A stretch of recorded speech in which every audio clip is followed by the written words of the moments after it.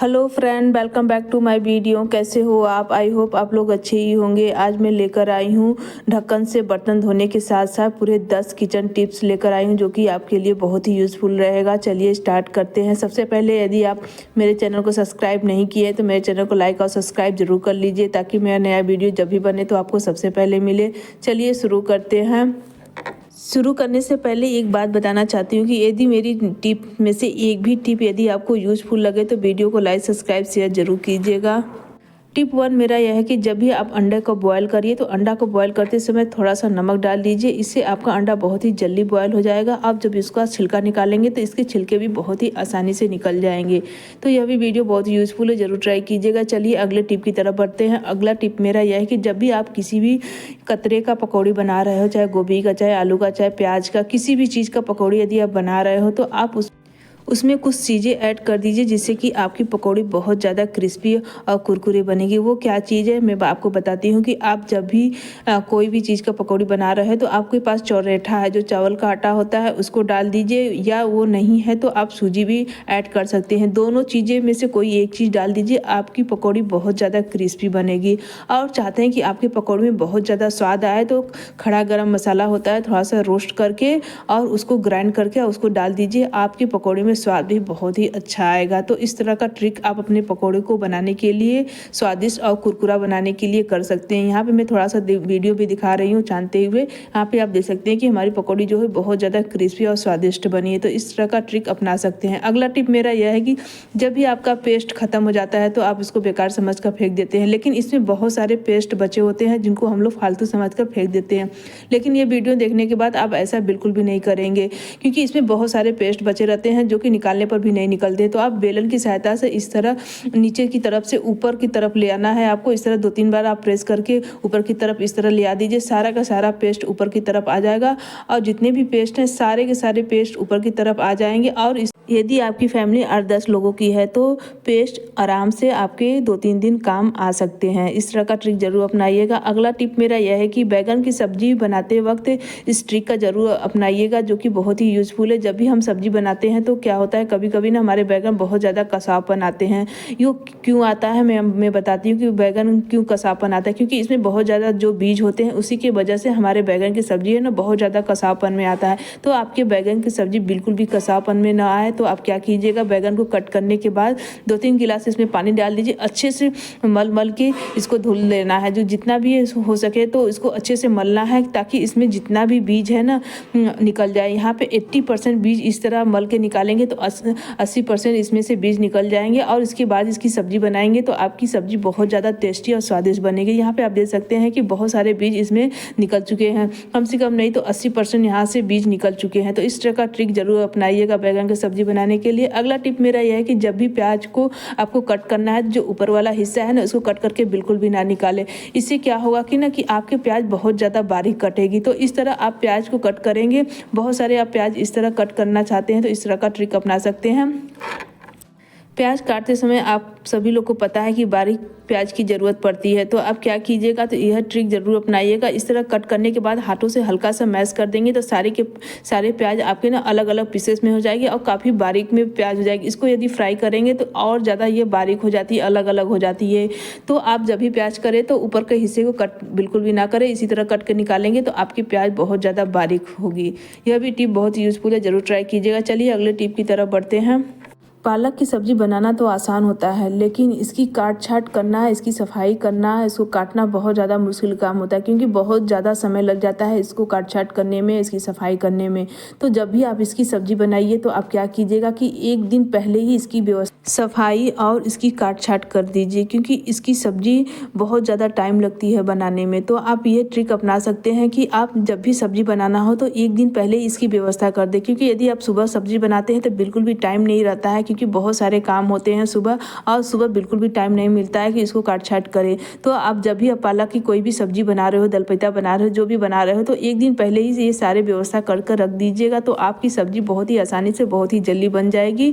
तो ये भी ट्रिक आप अपना सकते हैं। जब भी आप पालक या बथुआ या मेथी का सब्जी बनाए तो एक दिन पहले ही इसकी व्यवस्था कर दें, क्योंकि इस पालक को काट छाट करने में ही ज़्यादातर समय लगता है। यह भी वीडियो बहुत यूज़फुल है, ज़रूर ट्राई कीजिएगा। अगले टिप की तरफ बढ़ते हैं। अगला टिप मेरा यह है कि जब भी हम लोग अंडे की सब्ज़ी बनाते हैं तो आप देखे होंगे कि अंडा अलग हो जाता है, इसके पानी अलग हो जाते हैं, क्योंकि इसकी ग्रेवी उतनी गाढ़ी नहीं हो पाती है। क्यों नहीं हो पाती है, आइए हम बताते हैं क्यों नहीं हो पाती। क्योंकि अंडे को यदि तल के बनाते हैं और उसमें हल्के फुल्के प्याज डालते हैं तो इससे हमारी ग्रेवी उतनी गाढ़ी नहीं हो पाती जितना होना चाहिए। तो आप क्या कीजिएगा, जिससे कि आपके अंडे की जो सब्ज़ी है ना बहुत ज़्यादा थिक बने, अच्छी सी गाढ़ी वाली बने।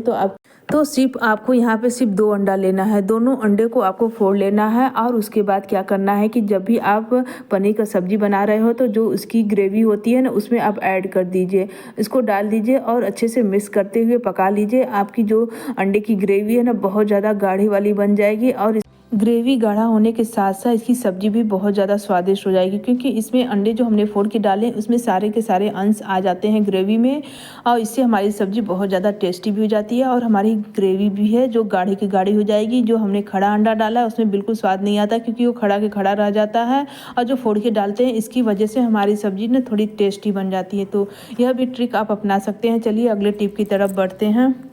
अगला टिप मेरा यह है कि हम यहाँ पे सिर्फ ढक्कन की सहायता से बर्तन धोना बताएंगे, बिना हाथ लगाए। यहाँ पे ढेर सारे बर्तन हो, आप इस ढक्कन की सहायता से धुल सकते हैं। बहुत ही कम समय में आप ढक्कन की सहायता से आप बर्तन धुल सकते हैं, चाहे कढ़ाई हो, चाहे कुकर हो, चाहे प्लेट हो, चाहे गिलास हो, चाहे कटोरी हो, कुछ भी बर्तन हो, सिर्फ आप इस ढक्कन की सहायता से धुल सकते हैं। इन ढक्कन का इस्तेमाल कैसे करना है आइए हम बताते हैं कि इन ढक्कन का कैसे इस्तेमाल करके हम सारे के सारे बर्तन को धुल सकते हैं। तो यहाँ पे हमने यहाँ पे ढेर सारे ढक्कन लिए हैं। इस ढक्कन में से सिर्फ हमको एक ढक्कन की ज़रूरत पड़ेगी।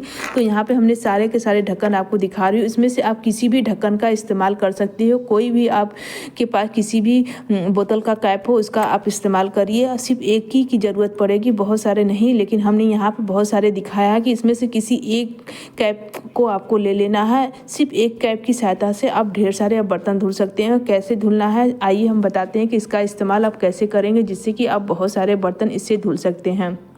तो यहाँ पे हमको ले लेना है एक कैंडल आप कोई भी ले सकते हैं, जो भी आपके घर में कैंडल उपलब्ध हो वो ले लीजिए। कैंडल नहीं है तो भी आप गैस के का इस्तेमाल कर सकते हैं, चूल्हे का। तो यहाँ पे मैं कैंडल को नीचे की तरफ से थोड़ा सा जलाकर पेस्ट कर देती हूँ और फिर उसके बाद ऊपर की तरफ में जला लेती हूँ। और जलाने के बाद आके हम आपको बताते हैं इसका क्या करना है। फिर इसके बाद आपको ले लेना है यहाँ पे ब्रश, कोई भी पुराना ब्रश है, नया ब्रश है, कुछ भी आप इस्तेमाल कर सकते हो। आप चाहे तो यहाँ पे नया ब्रश का इस्तेमाल कर सकते हो। इसके बाद आपको इसको ना 2 भागों में डिवाइड कर देना है। तो यहाँ से पहले तो मेल्ट कर देते हैं, बहुत ही आसानी से बहुत ही जल्दी मेल्ट हो जाती है, लेकिन ये काम अपने हाथों को बचाकर करना है क्योंकि इसमें जलने का भी डर होता है। तो ये काम ज़रूर अपने हाथों को बचा के करिएगा। उसके बाद मेल्ट को 2 भागों में डिवाइड कर देंगे। उसके बाद ढक्कन को भी हम यहाँ पे हल्का सा मेल्ट करेंगे, बहुत ज़्यादा नहीं, थोड़ा सा बस हल्का सा मेल्ट करेंगे। और इस तरह ब्रश के पीछे वाले हिस्सों को भी हल्का सा मेल्ट करेंगे और दोनों को एक साथ पेस्ट कर देंगे। इस तरह पेस्ट कर देना है। और जो ब्रश का हमने डंठल उसको निकाला था ना, उसको भी ले लेना है, उसको भी हल्का सा मेल्ट करते हुए इस तरह ढक्कन में छेद करते हुए और ऊपर की तरफ हमको पेस्ट कर देना है इस तरह ब्रश में। तो इस तरह का हमारा एक क्लीनिंग ब्रश बनकर रेडी हो चुका है। इससे हम चलिए बताते हैं इससे हम क्या क्या साफ़ कर सकते हैं। इससे हम बहुत सारी चीज़ें क्लीन कर सकते हैं, बर्तन के साथ साथ और चीज़ें हम बताएंगे कि इससे आप क्या क्या क्लीन कर सकते हैं। आइए सबसे पहले हम यहाँ पे बता रहे हैं कि इससे आप बहुत सारे बर्तन को क्लीन कर सकते हैं। बहुत ही आसान है, ट्रिक है। इस तरह कभी कभी क्या होता है कि आपके हाथों में चोट लगी और जिसके कारण कि आप बर्तन नहीं धुल पाते हैं, तो इस तरह का ट्रिक आप अपना सकते हैं बर्तन धुलने के लिए। ये बहुत ही आसान तरीका है। यदि आपको पुराना ब्रश नहीं भा रहा है तो आप नए ब्रश का इस्तेमाल कर सकते हैं। इस तरह नए ब्रश का इस्तेमाल करके आप बहुत सारे बर्तन को धुल सकते हैं। बहुत ही आसान ट्रिक है, बहुत ही जल्दी और बहुत ही अच्छे से भी क्लीनिंग होती है। तो इस तरह का ट्रिक आप अपना सकते हैं बर्तन धुलने के लिए, बहुत ही अच्छा क्लीनिंग का काम करेगा। इससे गिलास है, कटोरी है, आपका कुकर है, कुछ भी साफ़ हो सकता है। साथ में आपके नल भी साफ़ हो जाते हैं और नल के आसपास भी जो दीवारें होती हैं वो भी बहुत ज़्यादा गंदा हो जाती है, तो उसको भी बहुत ही आसानी से क्लीन कर सकते हैं इस ब्रश की सहायता से। क्योंकि जो नॉर्मल ब्रश हमारे होते हैं ना, उसे यदि आप कोई भी चीज़ आप क्लीन कर रहे हैं तो उसमें बहुत ज़्यादा समय तो लगता ही है, साथ में आपको हाथ भी टेढ़ा करना पड़ता है, जिसकी वजह से हमारे हाथ भी दर्द करने लगते हैं। तो इस तरह आप ढक्कन और ब्रश की सहायता से आप बर्तन और नल के साथ साथ आप दीवारें भी इस तरह आप क्लीन कर सकते हैं, है ना। बहुत यूज़फुल टिप, जरूर ट्राई कीजिएगा। और यदि मेरे टिप में से एक भी टिप यदि आपको यूज़फुल लगा हो तो वीडियो को लाइक, सब्सक्राइब, शेयर करना बिल्कुल मत भूलिएगा। वीडियो देखने के लिए आपने अपना कीमती समय लगाया, इसके लिए आपका बहुत बहुत धन्यवाद।